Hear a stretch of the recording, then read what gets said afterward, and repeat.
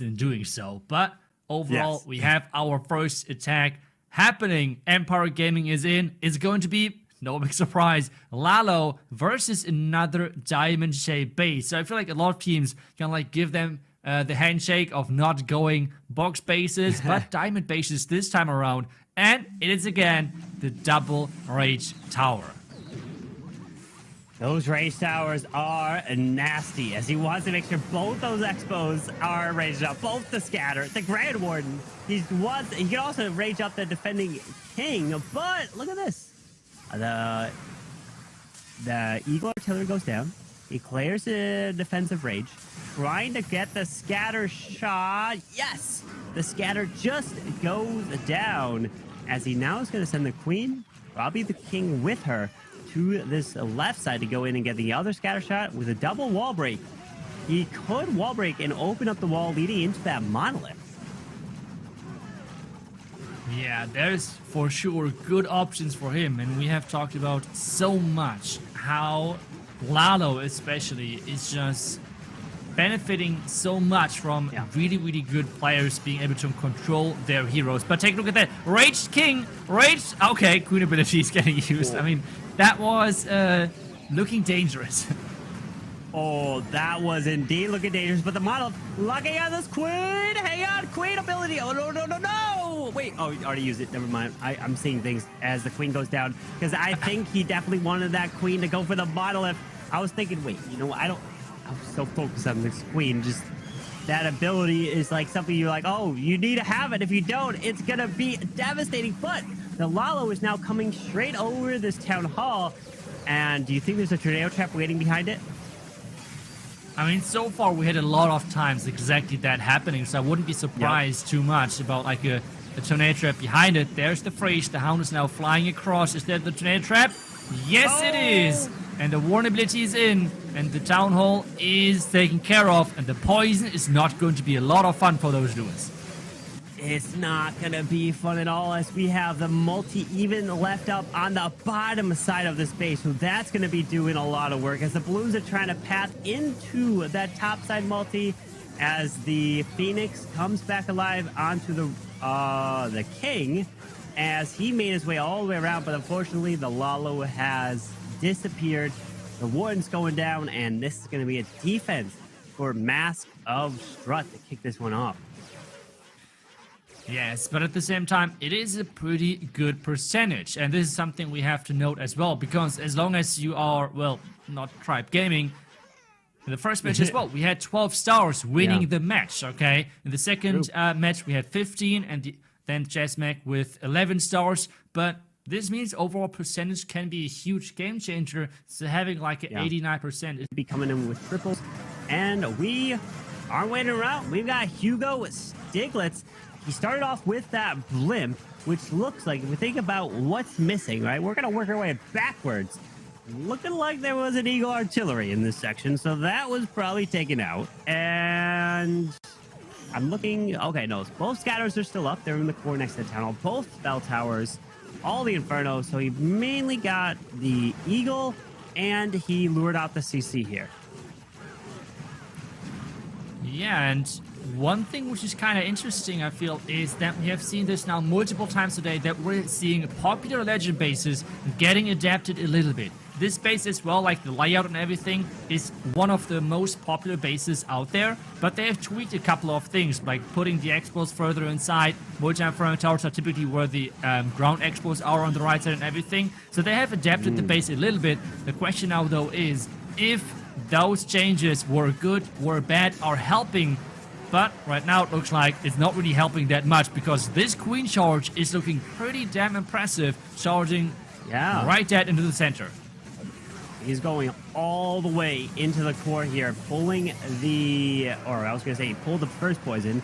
As this queen, if she pulls the second poison, that's going to be great. As he's got the Warden with the Poison Lizard. Look, again, we got Hog Riders coming in with this queen charge. And again, another use of a Poison Lizard on a Grand Warden, so it can really help take out the defensive heroes. As the queen, she's gone. There's way too much damage in the core, spinning her around. The healer's going down, but can this healed up Hog Rider push, freezing this backside, continue making its way through? That's correct. With the troops charging in, another freeze on the back end. We have the Royal Champion with her ability still left. He maybe needs to add a Loon or something on the outside. That would be quite nice. We have the Luna. Oh, he's sending the Loon directly onto the Archer Tower to make sure that's going down. Everything is relying on this Royal Champion to finish off the last buildings. But time is ticking. Well, look at that. The wall break paired with the balloon took it down, and that was brilliant. He perfectly used that wall breaker. You're like, okay, I got an extra wall breaker. Let me drop it with the balloon, and it got the damage on it. And oh, there's one more building. Wait, where is it? Is it in the corner? Oh my, he forgot one. And luckily, he's got just enough time. That poison lizard is quick, and it is a 3-star to start it off for Hugo Stiglitz of Strut. Cross. So you say that. I'm gonna bring up the point in just a bit. So it was about the MVP, about Jesus. So, but before I say that, well, let's take a look at this attack here. We got it from Anthony. So we've got the Queen charged Super Bowlers. Anthony's brought E-Dragons before. He's brought Super Witches. He's bringing Super Bowlers. He's really a man with many talents. So many different attack strategies. You just have no clue what Anthony for Empire Game is going to bring. Yeah, I mean, one thing I would like to know from you. I mean, you're trying a lot of strategies as well, right? And yep, but not successfully all the time. That's a little. I mean, this was not my question, okay? Let's continue while the Warden Walk is going on. So, what pet do you like to run onto your Warden? Like, what is your favorite pet to use on the Warden? Great question. Usually, it's like the Frosty. I love using the Frosty just because it can slow things down. Plus, it's got a little bit more HP. But I usually don't ever put the Poison Lizard on my Warden ever. It's usually the one pet that always just is just left alone. Like, I'm starting to really think about maybe bring this Poison Lizard if I ever do a hog attacks, because it really does so much work as it moves fast and goes for the defensive heroes. So I'm learning a lot, taking a bunch of notes from these pro players as Anthony's moving in with these Super Bowlers. Oh, that Monolith, what is it locking onto? Okay, not his Queen. That's good. He is going to be down one Super Bowler through this for the smash. Yeah, and I feel like, I'm not sure right now. The Queen is stuck on that Hound. The Titan has went to the outside, which means the Queen is going to be stuck for quite some time on that Hound, and she is now going to fall behind while some of the Super Bowlers are jumping into the base already. The question now is, can he get towards the Town Hall? Because he still needs to get that Town Hall down. We have the Titans here running around the bottom side. Maybe they're going to like join back together, but the Warden going down as well, which means now there's damage missing. The King at the Town Hall. Town Hall is not going down. This is a problem. He's gone all out for it. He is saving that Raw Champion just in case. But that freeze. The Phoenix. What? The Phoenix clutches the Town Hall as his Queen ability is forced, but he uses a skeleton spell to try to distract the single and rages this Queen to keep her alive. That was, I mean, this pet is just so good in some specific cases. That was crazy, and I was already wondering why he made the decision of raging up the King, even though the King was already pretty much like gone down. But it was the 100% right decision to rage up the King and then have the Phoenix to take down the Town Hall, because the Queen did not go there. The Queen did walk around, so it would have been never paying off of saving the rage for the Queen. Which I would have probably tried to do, and I would. Well, their plans failed to take out the Town Hall to secure the 2-star. But the MVP for Strut, the man who got them to this situation with his final attack, even though it is a team effort, but his final attack is the one that shined. He tripled. They are here, and can he triple this one with some super archers here in this attack?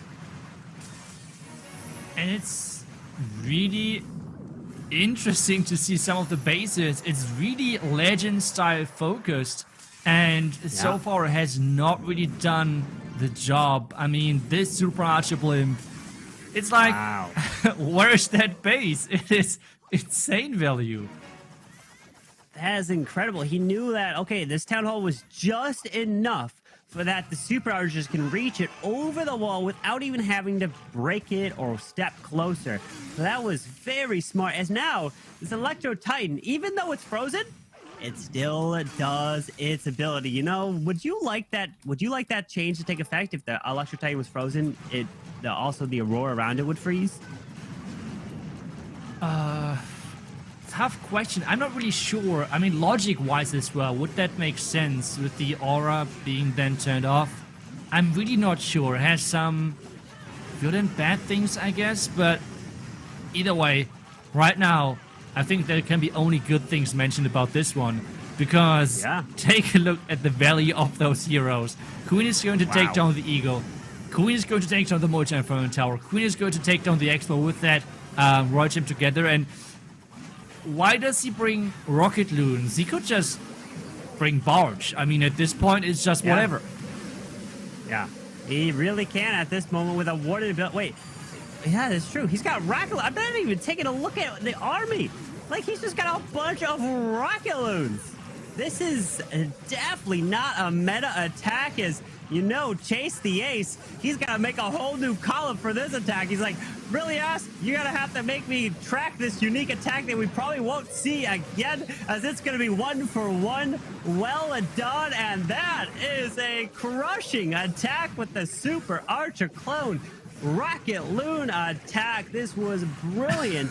This was such a nice hit from Ash of Strut, the MVP for a reason. But Itsu, you know the thing that I talked about just before that I said I'll bring up again. So Stars in and get things rolling. And nope, we don't have him just yet. We have Shadow for now. I was taking a guess. I mean, we have again Queen Judge Lalo, which means it's again Lalo. Okay, so we're not that far off. The player is not 100% correct, but at least the strategy is close, Corbin. Yep, it is a Lalo attack indeed, but we will say Zeus at some point in this war, as we do have Rigatoris. Remember, Rigatoris is one of the newest additions to the Strut lineup this year, as the blimp is flying over the single. Oh, he finds a tornado. It's spinning. He needs to take out... Oh, wait. I think that the damage from the blimp actually damaged and took out some headhunters there. Okay. I have seen so many times, and it happened to me so many times, that like one headhunter or something, which really unluckily targets my queen, it's like forcing the ability or something. That's why I'm always like holding my breath when there's a headhunter sneaking through and going for the queen or something, because if the queen is not retargeting quick enough, headhunters do so much damage. And we all know sometimes the queen is feeling a little bit different and is not really targeting what she's getting attacked by, and sometimes she's like, I don't know, reading the minds of attacking troops and switching target right away. So you never know what is going to happen. At the same time, he's forcing her ability to make sure that she's staying alive and charging all of those ground expos, what the king is taking nicely and working nicely together with that royal champion. Yeah, this king with that wall break will allow this king to kind of backtrack, go to the scatter shot, help take that down, as now the Lalo is being deployed to the far right side. Going to move closer to this eagle. That queen is gone. No spell investment for her, as he wants to now invest these spells for the rest of the Lalo at this point, as the healers pull a handful of traps. We have some tassels that popped up to the top side, but we got a defensive rage tower waiting for him. Oh no. Rage Tower raging up the multi-phone tower and the scatter. Take a look at that, and scatter is shooting. All of those loons just disappear. Rage Up Scatter is just so deadly because the Rage Up effect is not only working on the initial shot, like the first hit by the scatter, which you might think. No, as well, it's working on the splash damage, which is happening behind the first shot, like the first target, and then like the shot is splattering kinda, and the rage effect is working on both of those damage types, which it makes what type of bases were used, like how was the hit rate against them, on them. And I mean, so for Empire Gaming, I am not sure what is going on. Why are they running so many legend bases. I am not sure if that is the best decision. Well, we have Mask with the lighting straight up to take out the Inferno and that air defense. The Zap Lalo. Never mind, it's not Lalo. I just assumed it was a Lalo. It's an Electro Titan. It's the Zap Electro Titan attack, starting off with that Queen charge to move in, and we've got a Warden on ground to help assist this Queen to go even quicker. Yeah, that's always something which I love, if people are like adding the Queen early on when the funnel is set, because time is always a serious issue. Come on, Lizard, switch, Lizard, there's the Queen. Go for it, go for it. Okay, the Queen survived, so it's all good, but the Lizard did not do his job. Okay, so replace him on the next attack. But we have now the Warraker going for the core, because there might be some black mines, right? So that's why he's opting into the Warraker, but I feel like at this point, does he even need that? I mean, the King is going there already. I mean, it's kind of like being safe, right? The thing is, Mask. Think about this. Mask has got playing against kind of the mental game, because Mask's last attack, which was last weekend, was a 1-star. And it was Ash that tripled, that clutched it. So Ash does not want to get a 1-star again and repeat last week's performance. So maybe he was like, you know what? I have to be safe. I have to be sure to send the wall wrecker and get at least a 2-star no matter what. So those things can play into your decisions, at least from a viewer perspective, I would guess. But, you know, that comes to you, since this doesn't look like it's going to triple. So let me ask you, if you get a 1-star in your previous attack at a stage like this, does that affect your kind of decision-making attacks in the ones that come? Ooh, that's a tough question. I feel like that's different from player to player. That would be my guess. Yep. On this one, I'm overall surprised that he went the safe option, which is totally understandable with the RAM. But the one layer into the core was then really surprising. Because of that, his troops were splitting. He had the RAM anyways for the tunnel, right? So the tunnel was pretty much guaranteed at this point.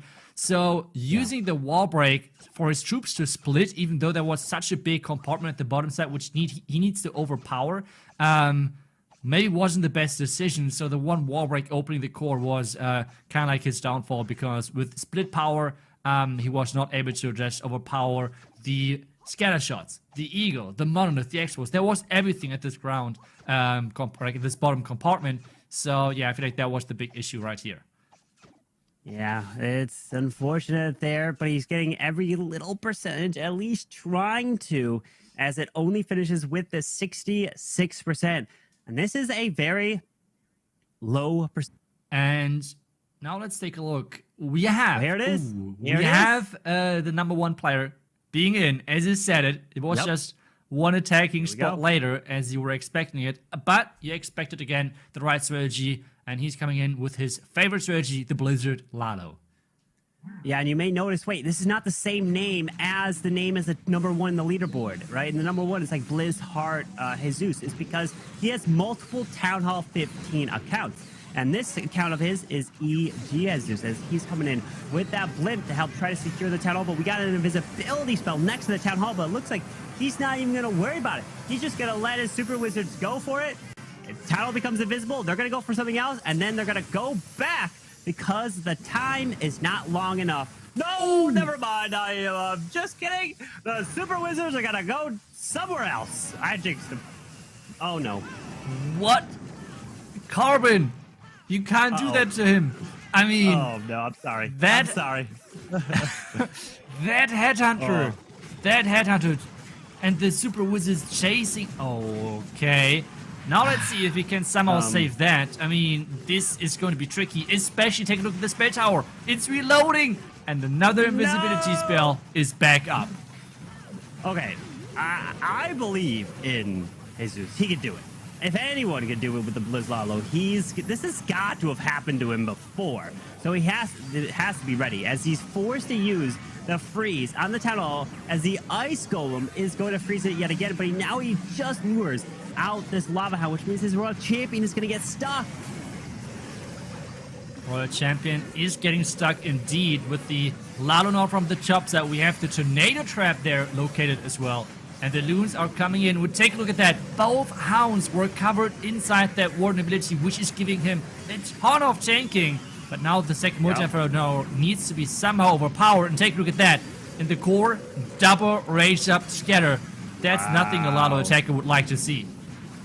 No, and I mean, hey, he does Blizzlalo all the time, but the thing is, one small thing goes wrong. Your super wizards don't take that town hall down, and this attack falls apart.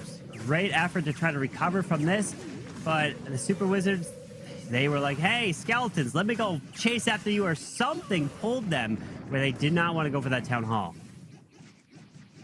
Yeah, those are like always the fails. You have talked about it earlier. Those are always the fails where you're feeling like, can I attack the base again? Like, could I try my plan again and see if it works? If it's actually starting as intended? Because those are like those small things, which a lot of times feel like they're out of your control. Like, that this headhunter is specifically at that certain range of the super wizards that they're running around the wall. How? I don't know. I still managed to get the 3-star. Like, my heroes clutched it, and they went all the way into the core. But it was the craziest experience. They ran like crazy everywhere on the base. Yeah, I know the feeling, Jesus. It has happened to me, definitely. But Riga Torres is with the Queen Charge Zap Electro Titans, and he's got that, or the Warden Walk, I would say, because he's got a Flame Flinger, looks like right behind his Warden to try to get some value. Yep. But needs to make sure that he's staying out of range of the left ground X-bow to make sure that his Flame Flinger is not... Wait. Okay, never mind. I thought the Flame Flinger would go for the Town Hall, but that was not apparently what he was planning. So instead, he's having the Warden slowly making its way towards the Town Hall approach, and then going therein with his Titans. And he has 5 Titans overall. King to then funnel most likely the left side. Well, the Queen with her new skin going into this Tessa farm. Yep, making his way in. He created a little bit of funneling on the left side to force these Electrons straight into the core. But wait for it. Poison spell number 1. Then we're going to have Poison Spell number 2, making his way to the town, plus the defending CC. If it's a triple Ice Golem CC, hang on. No, it's not.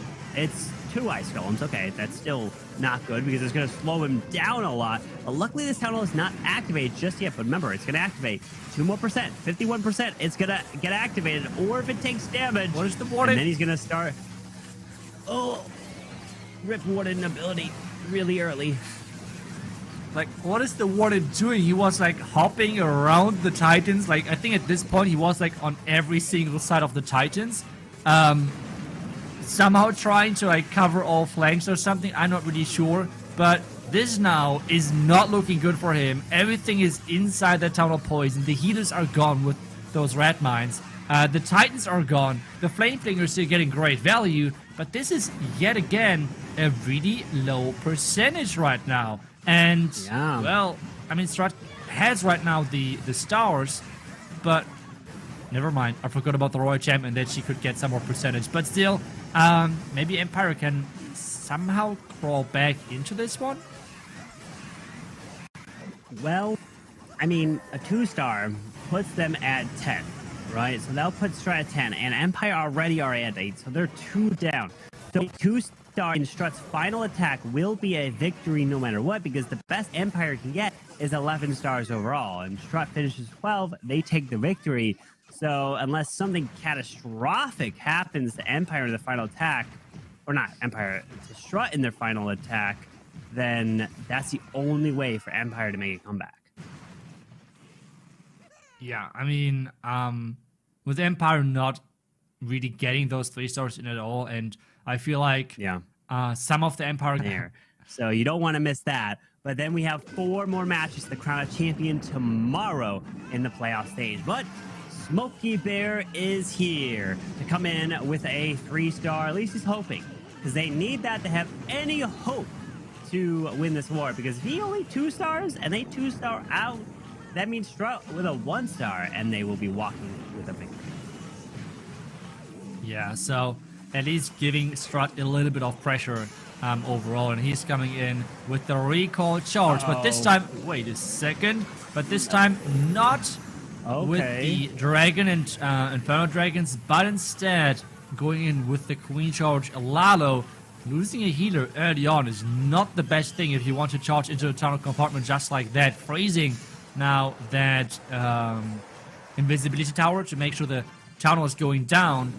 And now at any point he can recall his queen and starts on the other side. And this is going to be really interesting because he's going to charge into that rage tower, it feels like, with 2 exports getting covered. That is going to be a lot of damage. Well, he does have a log launcher, which is now just deployed. So the log launcher paired with the Warden and King can get a lot of work. But wait a second, we're going to see a King ability, and usually you want to pop your Warden ability when you get all your Barbarians spawned. Beautiful. Not only does it protect the King and the Barbarians, it also protects the Headhunters as they go to the defending heroes. So a very smart and very perfect timed Warden ability to get all that value. And I think there's nothing more satisfying to watch as your log launcher is like just keep shooting those logs, and those logs are just like taking down all of those offensive headhunters and everything, and really making sure that well, those offensive troops are not even getting towards your own troops. But take a look at the charge right now. This is looking insane. The Queen charging in from the top side, catching a couple of black mines, but she's going to clear this entire right side with the Lado now coming in from the left side. And this plan was just, I mean, really, really cool and enjoyable to watch, and hopefully even to 3-star. It's looking good with another freeze Queen ability and RC ability intact.